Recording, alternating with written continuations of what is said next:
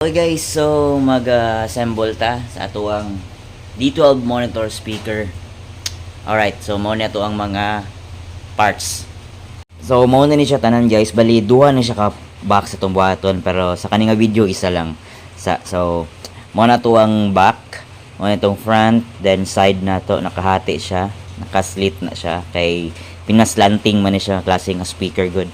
Tapos mo na ito ang bottom and top. So na din na. Then mga bracing na to guys sa sulod ni. Og kana siya. Okay? So fast forward na ako para di kayo muta-mutaas ang ato ang video. So ang sukod ani guys, so atangi lang ninyo sa ato ang full video gid nato pati na tong pagpintura tanan-tanan na. So nandito tanan sukod. So kani ang pag-build lang sa nato. So paspasan nato ni kay actually, personal use na ko ni guys, pero kay may nakagusto katong pagbalita nako nga ibaligya na ko ni. So, paspasan nato nigbuhat para mabaligya din nato sa iyaha. So, let's go. So, since nahalin naman to ang ato nga D10 monitor speaker, no? So, nakahuna-huna ko nga magbuhat na pud ko og another speaker nga dako-dako na. Size 12. And for personal use jud nako ni guys. Pero katong nag-post ko guys nga naa koy na next nga buhaton nga project, naa dayo interesado o gusto jud niya paliton pud dayon. Well anyway, sa na-mention nako before, for personal use ni siya, but in the same time kung naay makagusto, ato na lang pud ni siyang ibaligya. Maong sa umuobotay nako na bakasyon guys, dako-dako nga adlaw ang ako ang bakante.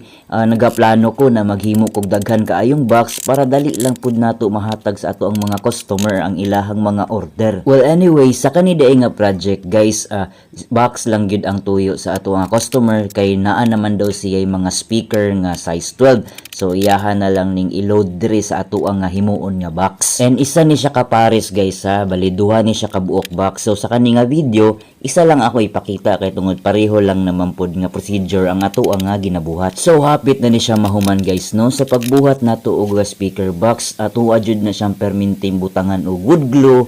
Then ato ang i-brad nailing and the same time para mas lig-on jud ato adjud siyang i-wood screw. So sa handle din nato guys, kung makit-an nimo ng bangag na nasa ibabaw, isa lang siya kabuok para at least man lang dili gani gidaghan kaayong bangag nga atong buhaton sa speaker para close jud kaayo ang ato nga box. So sa diri nga part guys, nagbutang na ta og bracing para kahit papano guys lig-on jud kaayo nga ato ang box. So sa ilalom lang, wala na i-apil sa ibabaw kay masangko naman gud ang ato ang handle na buhaton. Alright, so diri nga procedure guys, mag wood screw na pud ta. Pareha sa kung giingon ka ganina, kinahanglan jud nato ni butangan og wood screw guys. Kay kaning nga speaker box guys, prone kayo siya sa vibration. Mao na nga kinahanglan ang ato ang box lig-on.